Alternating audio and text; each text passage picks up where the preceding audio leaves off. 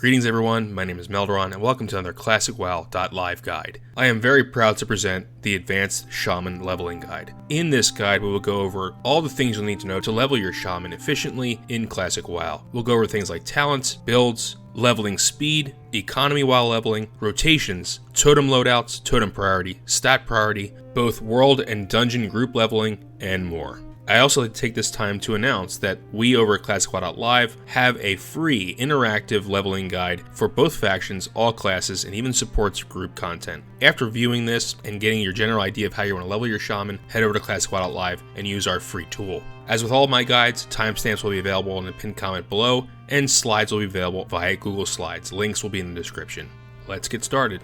I like to think about class fantasy when I think about leveling, and there are three basic archetypes for Shaman levelers. The first is the Elder Shaman, someone who's wise, understands the elements and nature itself, and these are more of the elemental shamans. They're more learned and have more wisdom. However, a lot of people like to go the Warrior Shaman route. This is the two-handed Enhancement Shaman with a big two-hander, axe or a mace, maybe even a stave, and you're going to be using big hits either with Rockbiter or Wind Fury to bring your enemies down. And finally, we have the Guardian Shaman. These are a shaman that use a shield to increase their armor and reduce the damage they take, and could even be shaman tanks in dungeons or something like that. When you're thinking about your shaman, I think it's very important to think about which archetype speaks best to you. Now, realistically, I understand most people just want to get to 60 fast, and I totally get that, and I provide data to help those people out as well. But I want to try to make a general guide for anyone, depending on which aspect you're interested in the leveling process. Class fantasy, speed, PvP prowess, economy, anything you can think of. So we're going to cover all those bases.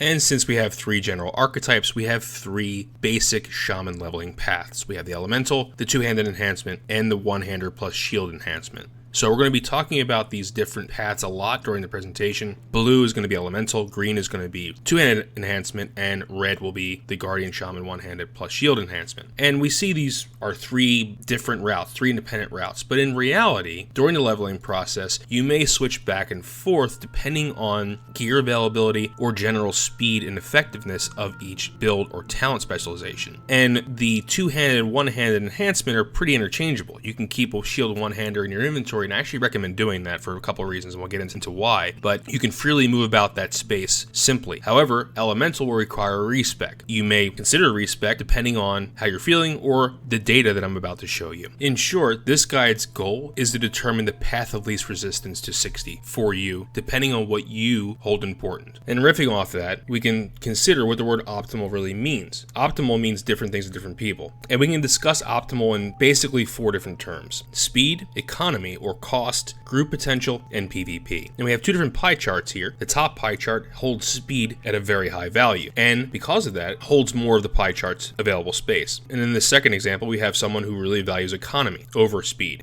Again, the data I'm about to provide you will show you the most optimal route for you depending on what your pie chart looks like. Before we get into the results, I'd like to go over the methodology of how I tested this. So I tested each shaman path, the three we talked about in the beginning, using the following metrics: overall speed or time to kill, 10 units. I also recorded DPS and drink consumption. And I did this at 5 level intervals from level 5 to 59. 5, 10, 15, 20, so on and so forth. The reason I stopped at 59 is because most shaman will respec at 60, so I didn't really see the point in testing at 60. Now I used what I learned from the Classic WoW beta to create a more accurate testing environment. I used uncommon green base stat gear only. I did not use any spell power or any blue gear. I wanted to try to make this as comparable as possible. For enhancement, I used the stat priority of agility over pretty much everything else, and then armor, stamina, and strength, and we'll get into why later. Elemental, I used intellect over stamina and armor, which were held at equal weights. The race I used was Tauren because they have no direct offensive racials, and I did not use War Stomp. And the weapon imbue I used was Rockbiter weapon. The reason is because I already tested weapon DPS across weapon speeds in the Classic WoW beta, and Rockbiter had the highest average DPS and also the highest consistency, so I used that across the board no matter what build I used. And you may think, well, why didn't you use Flame Tongue or Frostbrand with Elemental? Because I didn't use any bonus spell power. If you want to learn more about what I've learned in the Classic WoW beta, not only with weapon imbues, with a lot of different things, check out my Advanced Shaman Guide Part 2. Link will be in the description below. This results in a total of 180 independent tests. I did 5 replicates for each test. And if you want to look at this data on your own, I will provide a link to the data sheet in the description below, so you can look at the data, what I used, the gear I used, talent specializations, all those things will be in the spreadsheet. So I will not go over all of my testing parameters because that's already available publicly on the spreadsheet. So with that, let's look at the results. The first thing we're going to do is time to level in hours. This is basically a very simple calculation. I took all the replicate times of my time to kill 10 and extrapolated out to level using the total XP requirements to level. And you'll see this recurring theme. Red is one-hander plus shield, green is two-hander, and blue is elemental. Now this is leveling speed. So the lower you are on this chart, so the lower your time, the more quickly you're going to level. As you can see, elemental is pretty slow starting off. It's actually the slowest, but around level 40 it starts to pick up, and this has been corroborated on private servers. This is a very common thing you'll see, is that elemental, as soon as you get a lot of your talents, it really speeds up, and I saw that in my results. And once you get elemental mastery and you have all that crit and you have a lot of intellect, you can really burn some people down pretty quickly. This comes at a cost, and we'll talk about that in a second, but just know from this data, elemental is not fast at all, but it becomes the fastest build and the fastest leveling path around level 40 to 45. Two-handed enhancement's pretty average, and one-handed plus shield really starts to slow down after level 40. And I think this is primarily due to Storm Strike. Storm Strike's effectiveness is higher the slower the weapon speed is, because the higher the top end, the more impactful a hit is. You know, if you miss an attack with the two-hander, and I know all you guys can feel like, oh man, I missed that attack, that's a huge waste of time. And conversely, an extra attack with a fast weapon is just not as impactful.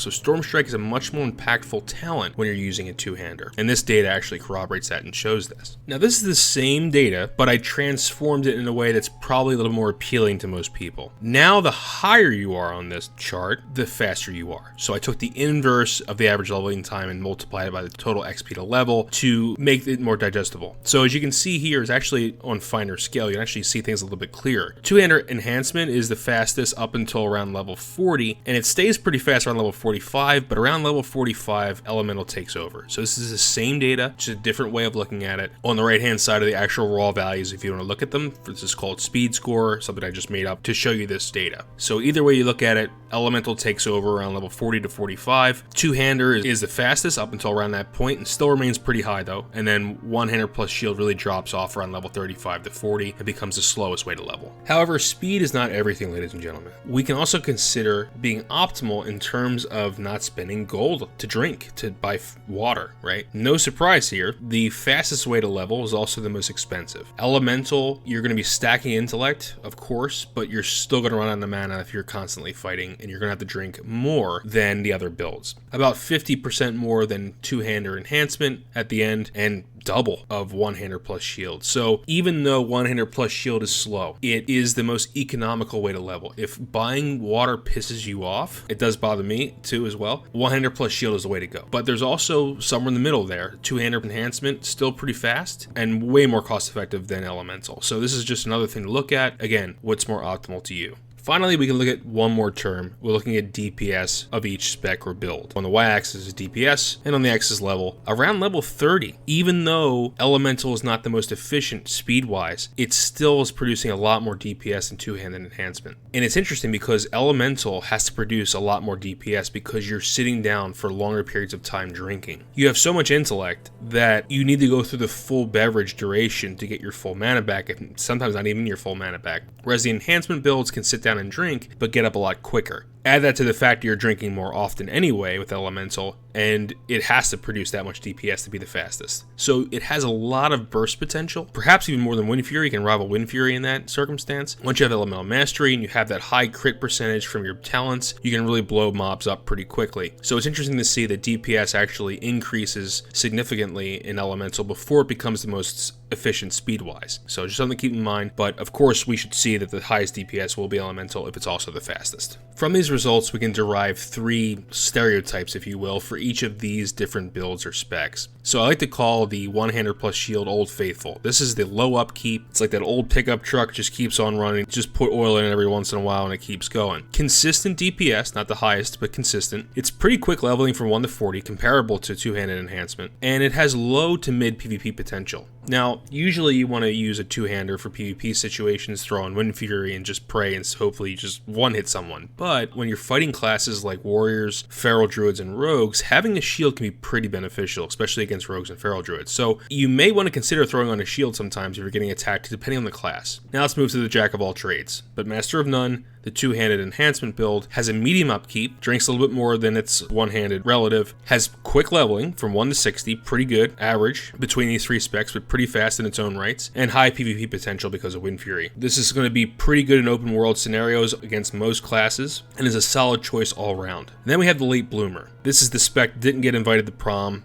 but now is a CEO of a Fortune 500 company and is high levels. This elemental build is able to really produce a lot of burst DPS at the cost of very high upkeep and downtime. So if we use the car analogy again, this is more of the sports car. It has the fastest leveling from 45 to 60 and also has extremely high PvP potential from 40 to 60. Once you have elemental mastery and you have those talents and you have the fast cast speed of your lightning bolt abilities and can combo with chain lightning and shocks, you can devastate players and one-shot them pretty easily. Maybe even more easily than Wind Fury because it's a guaranteed explosive power that you have there, especially if you have critical mastery up. So these are the three stereotypes. I think you should really think about what is more important to you. If it's speed, then you know the answer. You level up to around 40 to 45 to an enhancement and you shift elemental. But again, there's a lot of idiosyncrasies here and maybe some hidden potential that may be important to you. So really spend some time and think about what's most important to you when leveling your shaman. So this is essentially our summary slide. There are three possible paths you can go when leveling your shaman. You take the speed route, the economy route, or the balanced route. For the speed route, you're going to level up to around 40 to 45 and use primarily two-handed enhancement and then pay your respec costs around that time to go elemental. You may think to yourself, man, I don't want to respec that close to 60. Well, you still got about 50% of the way to go. Even though you're level 40 to 45, most of the leveling process and most of the time commitment is going to happen during that time. So you'll be elemental effectively just as long or maybe even longer than you were two-handed enhancement. So it's not something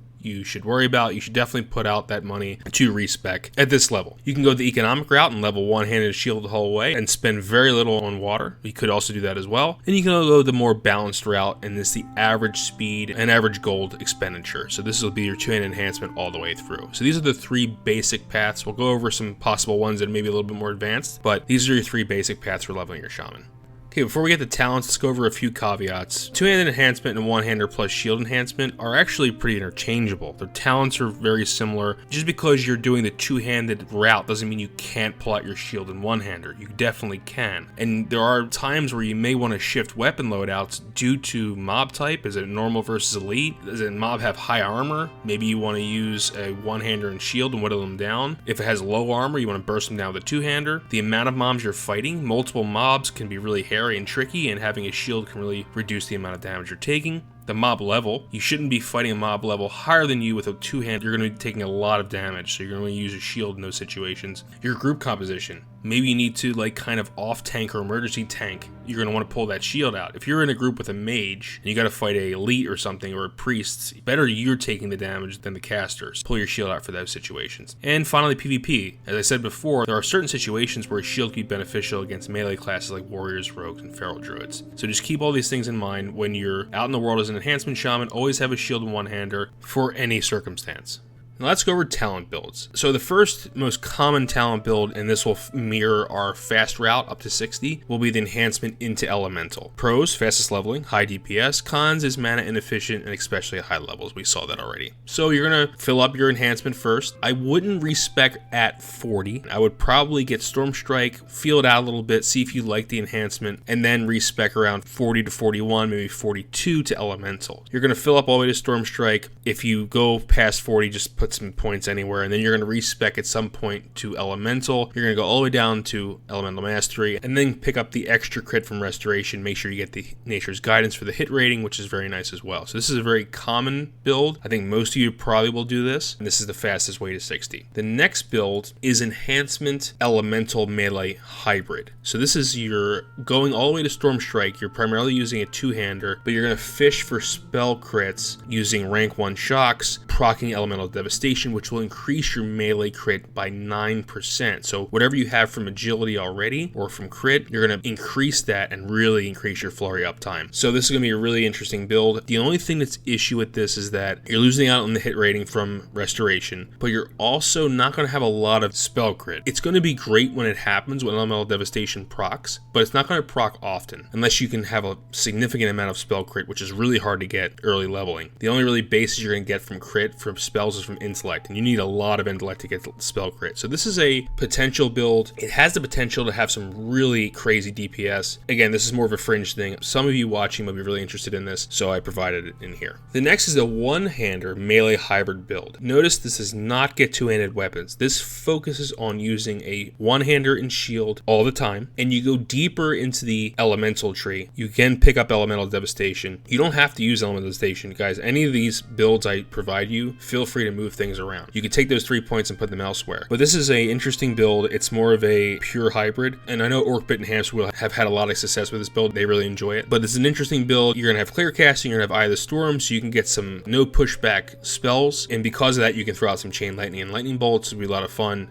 And again, feel free to move those 3 points at Elemental Devastation into Call of Thunder or something that you might want, like the extra crit for your lightning spells. Totally up to you. Next, we have the tried and true Enhancement Resto build. So this goes all the way down to Storm Strike, and then it goes into Restoration to pick up Nature's Guidance for the extra 3% hit, and also some nice healing utility for dungeons. So this is a really good all-around build. High utility, pretty mana efficient, especially with one-hander and shield. The cons is that you're sacrificing potential speed for reliability. So this is a build that I usually use because I really like dungeon healing and I really like having high utility, so it's something you might want to consider. Could be an excellent build for some of you out there. Here we have the pure elemental build. This is going elemental all the way from 1 to 60. You're going to go down to Elemental Mastery, pick up all the relevant talents, increase your crit, reduce your cast time, increase your crit potential, your crit bonus. Then you're going to go into Restoration, pick up Nature's Guidance for the 3% hit, extra crit as well from Restoration for your lightning spells, and some healing potential. So this is just your standard elemental build. It's going to be super duper slow before level 40, but if you want to level elemental all the way, this is how you're going to do it. The pros is that 40 plus, this will be the fastest leveling speed and the highest DPS. Cons are it's mana inefficient and the slowest leveling from 1 to 40. Finally, we have Cargo's favorite build. Cargo's has some really interesting points when it comes to the first and second tier of enhancement. There's really not a lot there. If you notice in all these builds, I did not put any points in Ancestral Knowledge. It's pretty much hot trash. You don't get a lot of intellect from it. You don't have a lot of bonus intellect. It's a really bad talent for 5 points. I always go shield specialization because having a shield on you and being able to block for more and a higher chance to block is just better than that small increase in base intellect. Cargo's idea is like, why don't you just go into elemental, pick up things that increase your shock and lightning bolt damage, go down to clear casting, pick up some spell crit, and then when you hit around 25 to 29, which is when you would put points in flurry and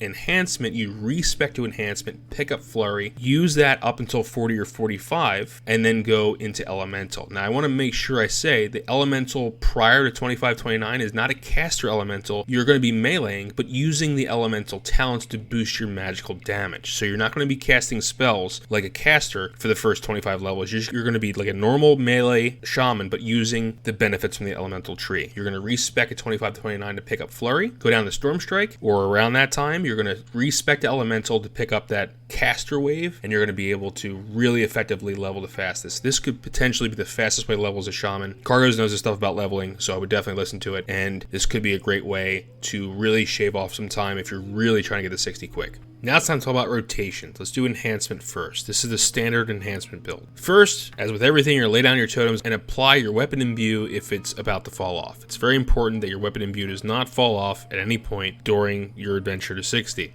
That's your AFK. Next, you're going to apply Lightning Shield. Lightning Shield is kind of interesting. You want to reapply it immediately after killing the last mob, so you can regen while traveling. In most scenarios, you're going to kill a mob, and you have to travel some distance to the next mob. If you immediately put Lightning Shield up, it guarantees that as soon as you leave the 5-second rule, you'll start regenning mana. And that's important because the more mana you regen, the more free, quote-unquote, that Lightning Shield cast just became. However, if you didn't do that and you're applying the Lightning Shield right before you're about to engage the mob, mob, that's totally fine too. As long as you're doing it either before you're doing damage or immediately after taking damage. Don't be running in the middle of the field and then putting it on, interrupting your mana regen. If you want, you can also Flame Shock in the beginning of the pull. However, remember, if you continually Flame Shock and Lightning Shield, you will run out of mana pretty quickly. Lightning Shield is a higher HPME, especially since you have the improved Lightning Shield talent, which I highly recommend getting because it has a higher HPME than Flame Shock, but you can Flame Shock if you want to create even more additional damage. I highly recommend pulling the mob with rank 1 Lightning Bolt. Very cost effective, also very quick cast. So if you want to just pull them really quick, it costs almost nothing, especially if you're high level, and you're going to be saving mana in that regard. Next, no surprise here, you're going to begin white hitting and you're going to Forge/Pray for Flurry and or Wind Fury procs, depending if you're using Wind Fury weapon. Flurry procs are your bread and butter. You want to keep them up as much as possible. It's one of the few mechanics of haste in Vanilla WoW, and Shaman have it. So if you can increase your haste, do it. It's a huge bonus to your DPS and your leveling speed, really. Storm Strike, you're going to use immediately after your first auto attack. Couple reasons why. If you're using Wind Fury, a Storm Strike Wind Fury proc resets your swing timer. So if you swing and then use Storm Strike, you want to minimize the amount of DPS lost due to a swing timer reset. Second reason why, you want to front load all your damage in the beginning of the pull so you can regen through the rest of the pull. You don't want to be casting anything after the initial burst in the beginning called front loading. Put everything you got out right there on the front, regen everything during combat time. That's why you're going to Storm Strike after your first auto attack, immediately after it. If you reach full mana, which doesn't happen often, but if you do, max rank Earth Shock or Frost Shock, whichever one is doing more damage at that time. Depending on the rank you have, Earth Shock and Frost Shock go back and forth in their total damage, so use the one that does the most damage. Now let's go over the slightly different hybrid melee rotation. As with before, lay down your totems and apply your weapon imbue. Apply Lightning Shield either immediately before or immediately after combat, and you can put Flame Shock up if you wish for maximum damage. If not, you're going to pull with max rank Lightning Bolt, because you have more of the lightning talents here in this build, so you're going to be producing more damage with your lightning bolts, and you're going to be fishing for crits, so you might as well use something more powerful. Then when the mob reaches you, you're going to begin white hitting, and you're going to also pray for Flurry and or Wind Fury procs depending on what weapon you have. Now the big difference here is you won't regen a lot of mana, because every time shock's off cooldown, you're going to use a shock to fish for a spell crit. Now the most mana efficient way to do this is to use a rank 1 Earth Shock. It's the cheapest shock in the game, but if you want to maximize damage, you can use higher ranks, but what you're trying to do is crit, and if you do crit, you'll proc Elemental Devastation, which will increase your chances of proccing Flurry, and synergistically, you'll be using Spell Crit to increase your melee crit. Now let's go over the enhancement and hybrid totem priorities. From levels 5 to 9, you don't have an option. You're going to be using a Stone Skin totem. From levels 10 to 42, however, you have more totems at your disposal. At level 10, you'll get Fire Totem, and you're going to use Searing Totem most of the time unless you're fighting multiple mobs. Searing Totem is a great overall increase to DPS. I would use it on every pull. Now, Strength of Earth Totem is a great totem. I would recommend using it most of the time. The only time you will not be using it is if you know you're going to be traveling often. Strength of Earth lasts for 2 minutes. Putting it down to kill one mob and then moving to another mob is really not mana efficient at all. I know it increases your base damage. What you really care about is crit potential. Strength of Earth is fine. It's good, and if you want to use it, go ahead and use it. I'm just saying that if you're not using it to its full capacity, it's a waste of mana. If you're fighting multiple mobs, I'd use Stone Skin Totem here. For your Water Totem, it's an equal weight with Strength of Earth, because if you use Mana Spring Totem on yourself, you have to wait 20 seconds before you gain the mana back you spent to place it down in the first place. If you're not going to be standing around for that long, do not use it. If you're fighting multiple mobs, however, Healing Stream could be more beneficial. Now, from 42 to 60, your main totem is going to be Grace of Air. It provides a lot of agility, which will increase your crit and your chance to dodge and your armor. It's got a lot of benefits. I would definitely use it most of the time, even if you're not around it for its entire duration. Your next is going to be Searing Totem for the same reasons as above, and then we'll follow as suit with the priorities above for Strength of Earth and Mana Spring Totem.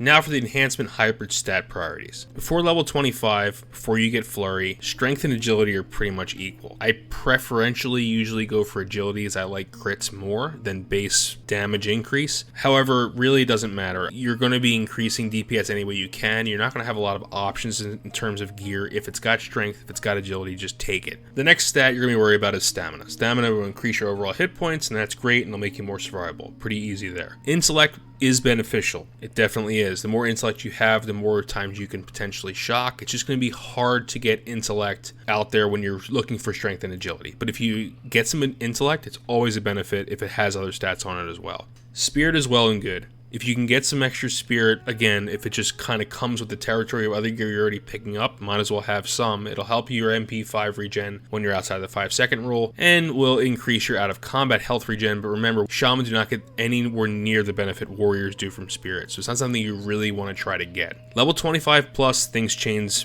significantly. Agility and crit become your number one priority. The more agility, the more crit you have, the more flurry uptime. The more flurry uptime, the faster you will literally kill things. It's very, very important to have flurry up as much as possible. I will go for agility even over armor. The trip runner dungarees, which are a drop from Numerican, give like 18 agility. I'll keep them well past level 40 sometimes before I get a mail piece that gives more agility. That being said though, outside of agility and crit, stamina and armor are your next most important things. If you can get mail pieces that give you the stats you need, always get mail over leather. Even if it's like a difference of 1 agility. Let's say that a piece has mail and has 18 agility, leather has 19, get the mail. The extra armor is really helpful. And we'll talk about armor as effective stamina in a little bit. And then we're going to follow with intellect. Again, more intellect will help us increase our DPS. We have flurry. Strength is a lot less important. It's not going to help you really at all. I would definitely stray away from strength and grab as much agility and crit as you possibly can. And it's an equal weight with spirit. Spirit is, again, not going to be very beneficial for us.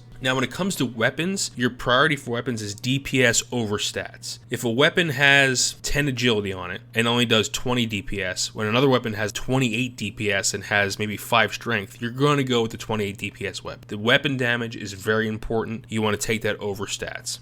Now moving into elemental. Let's look at the rotation first. As with enhancement, you're going to lay down your totems and apply your weapon imbue. You're going to cast max rank lightning bolt until the mob gets to your melee range. If you're in the middle of a cast and the mob reaches you, finish the cast off. If you're level 40 plus and elemental mastery is off cooldown, you're going to combo lightning bolt and chain lightning on the pull. You're going to cast lightning bolt, queue up elemental mastery, cast chain lightning, and then continue casting lightning bolt until the mob reaches you. If clear casting procs elemental focus on pull, if you're before level 32, you're going to cast lightning bolt. But if you're after level 32, you're going to use a stop cast macro, shut down your lightning bolt cast, and immediately switch to chain lightning. Chain lightning does more damage, and if you're quick, you can cancel that lightning bolt relatively quickly in Classic WoW because you'll get the proc of elemental focus as soon as the cast is finished, so you'll know right away if you've gotten it. Stop cast macro, cast chain lightning. You can put them in the same macro, so you'll do / stop casting. Next line is / cast chain lightning, and you'll put it out very quickly. When the mob reaches you, you're going to apply lightning shield if it's not already up, and you can also cast flame shock if you really want to do a lot of damage, but again, you want to try to conserve mana whenever you can. Next, you're going to begin white hitting. If elemental focus procced off your last cast and the mob is meleeing you and you're before level 32, you're going to max rank shock, either frost or earth, whatever one is doing more damage. If you're post level 32, use chain lightning. Now, if I have the storm procs, that means you'll be able to cast without being pushed back. And you have to consider, what would you be doing if the mob is at range? You would continuously be casting lightning bolt. So pretend the mob is at range when this procs. You're going to switch back to your casting rotation. You're going to cast lightning bolt over chain lightning because lightning bolt has the potential to proc clear cast. And if clear cast comes up after lightning bolt, you want to use that clear cast on chain lightning, not lightning bolt. This rotation is a bit more intricate compared to enhancement. Enhancement's basically just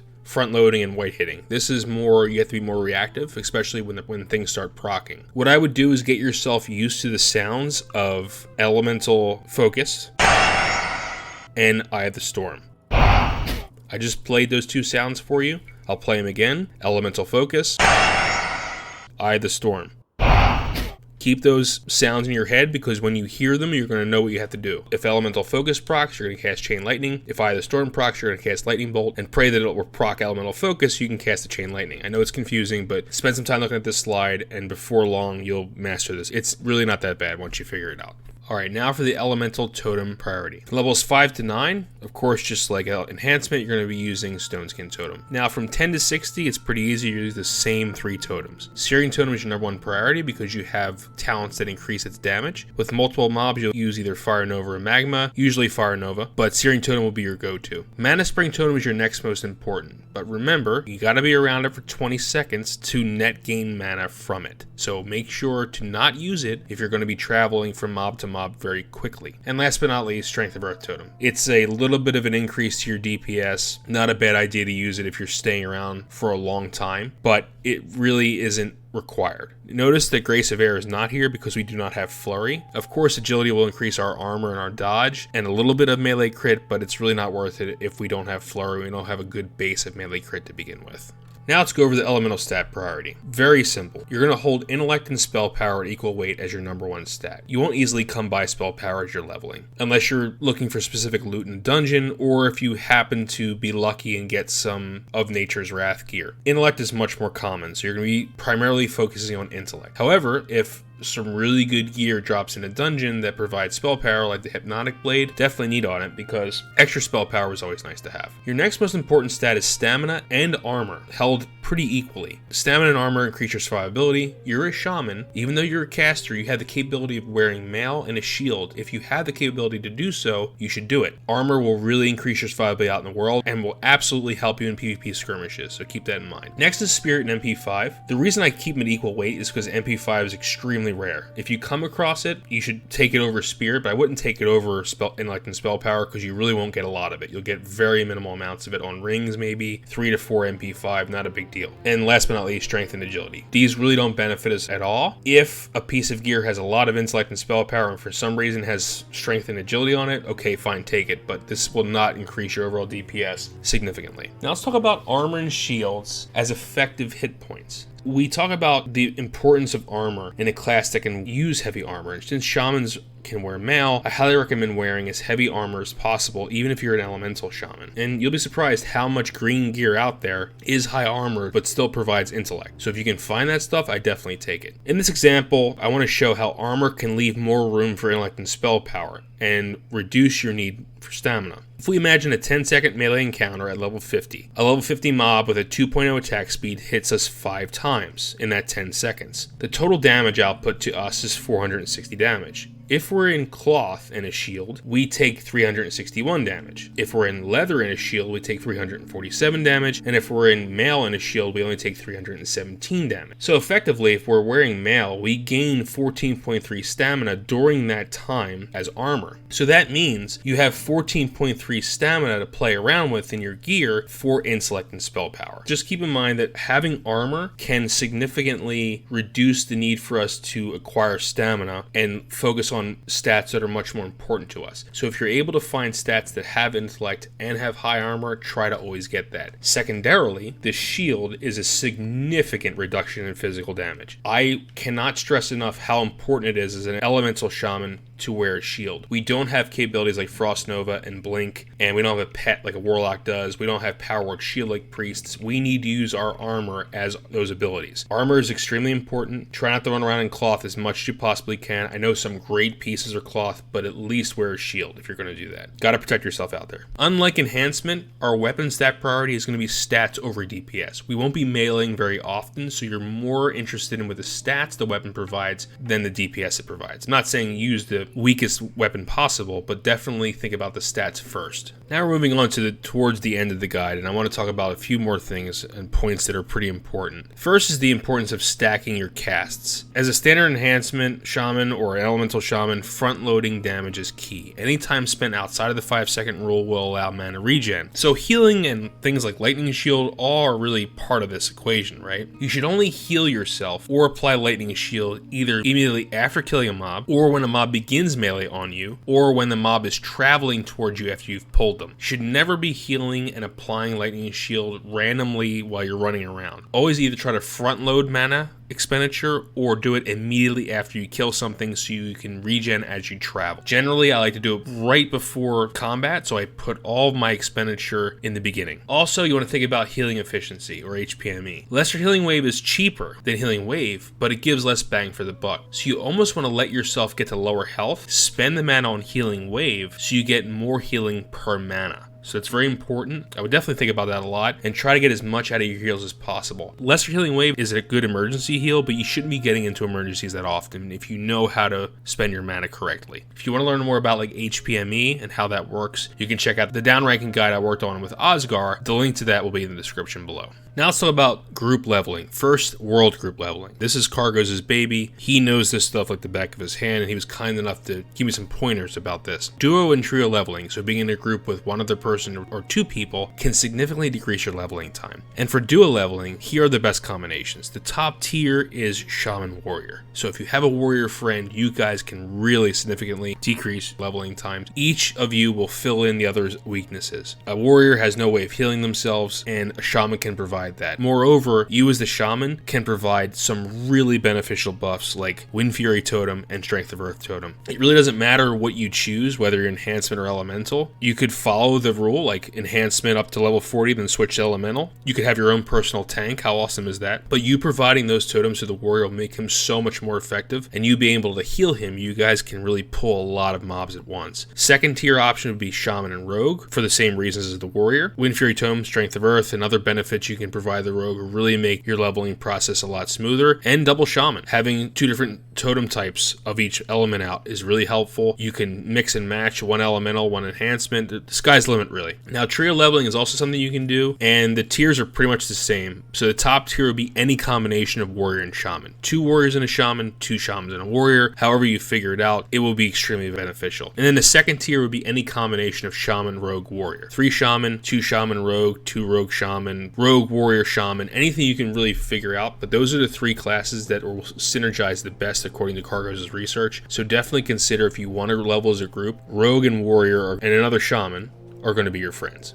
In a very similar vein, let's go over dungeon leveling. Now, in Classic WoW, it's been shown that dungeon grinding is a very viable alternative to world leveling or world grinding or world questing. And Shaman are really heavily sought after for melee cleave groups. These are groups that are melee heavy and include warriors and rogues. Shaman are incredible because they provide excellent benefits via Strength of Earth, Flame Tongue Totem from levels 28 to 32, and then after level 32, Wind Fury Totem. If you can get into a group with a couple warriors, a couple rogues, maybe a mage to provide some food and water, you can really significantly burn through dungeon content very quickly. Probably the best would be you as the healer, 2 rogues and a warrior, or 2 warriors and a rogue, and a mage, and that would be extremely powerful combination. So if you're interested in dungeon leveling, fear not, shamans are really heavily sought after on the horde side because of their totems. I think that talent wise, you should probably stick to DPS talents. Make sure you get enhancing totems to improve the benefit of your Strength of Earth. I would probably go in as an enhancement shaman, but have healing gear, so intellect gear, so you can still white hit and provide damage when you're not healing. That'd be my personal recommendation for dungeon leveling. Doesn't mean you can't go resto or elemental, but I think enhancement might be the best, at least early game. Before we get to the last slides, I just want to go over some weapon progression for two-handed and for one-handed plus shield. Now, I'm not going to go over all of them, but these slides will be available for you to look at. I tried to look at weapons that would be good progression for each build. So two-handed enhancement, it's pretty clear, goes from 1 through 9, that'll take you up to level 60 if you want to go enhancement all the way. For enhancement, one-handed plus shield, I kind of lumped in elemental weapon shield as well. Now, you might look at these and say, these are not good for elemental shaman, but you got to remember that your shield is basically just a armor stick. That's what it should be for elemental and one-handed shield. The stats on your shield really don't matter, the armor matters. As far as the weapon is concerned, stats are more important for elemental than for one-handed shield. So if you see a piece on here that you're like, man, this is not good for elemental, and you find a better piece, fine, go with that. If you can find a piece that has intellect and some spell power on it, change over. But there are some great pieces here for elemental, including the Hypnotic Blade, the Life Force Dirk, the Charstone Dirk. So I try to combine as much as I possibly could for your one-handed plus shield builds. Let's go over some leveling tidbits quickly. So I'm just going to read these out. These are little pieces of advice that I would give anyone that's going to start leveling as a shaman brand new. When you can, get water from a mage. If you can get water at reduced cost,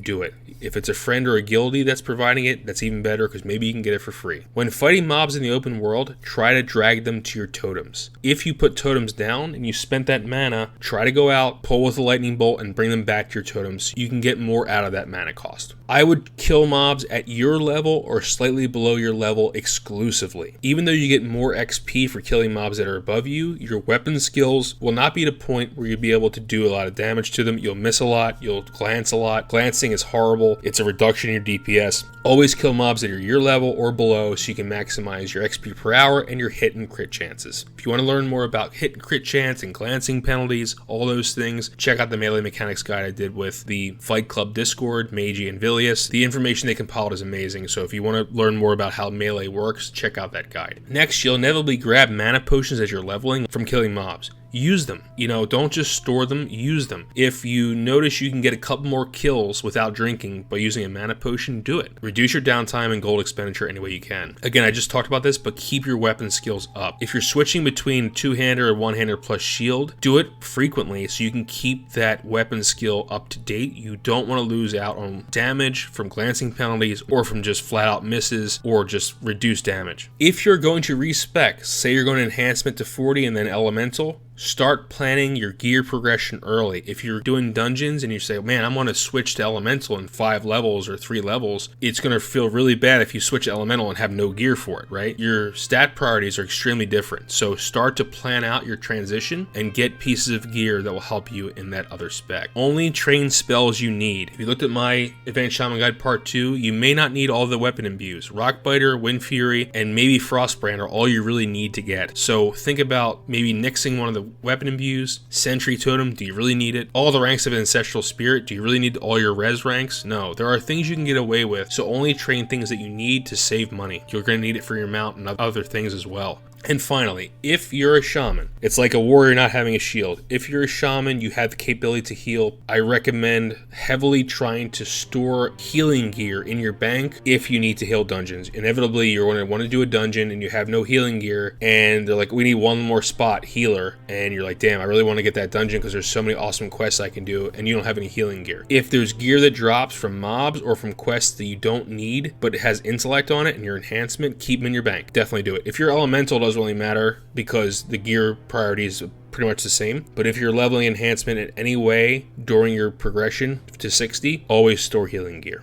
Last thing I want to talk about are add-ons. There's really only a few add-ons that I really think are required for Shaman. We do have some unique mechanics other classes don't have, like totems and weapon buffs. So because of that, I recommend getting a totem timer add-on that lets you know how much time is left on your totem, which totem is out. Very important, especially for endgame when you're in raids. Next is weapon buff reminders. It only lasts 5 minutes, which is kind of annoying. So you don't want to miss out on any potential damage or any other mechanics due to your weapon imbues. If you can get an add-on that bongs, or dings, or something that can tell you that you need a weapon buff reminder, highly recommend getting one of those. Next, DPS add-on or healing add-on. It's good to keep track of DPS and healing, especially if you're healing in a raid or doing DPS in a raid. It's very important to have that. I like having them to see what things look like and how we might be able to improve on the next pull. Next is a thread add-on. As a shaman, you can pull thread, of course. You can produce DPS and healing that could be more than the tank or other healers or DPS, so just make sure you're knowing how much threat you're producing, something that you should definitely have early on just to make sure you have it. And last but not least is a swing timer. It's good to know when your next swing is going to come so you can time some abilities like Storm Strike or something like that. And if you're trying to Earthbind Kite, which is not working as great as it used to on private servers, but still if you're going to try it at all, you're going to need a swing timer to do it effectively. So these things are important. These 5 add-ons I would definitely get if you're going to roll a shaman. If you're looking for add-ons, willitclassic.com is a great resource to download add-ons for Classic WoW. The link to that website will be in the description below. Last but definitely not least, there's some great leveling resources out there for you guys. Cargos has a great shaman leveling guide on his channel. I would definitely check him out. He also knows a ton about duo and trio leveling and the leveling process in general. He's got some great streams on his channel that go over these topics. I highly recommend to head over to his channel if you can.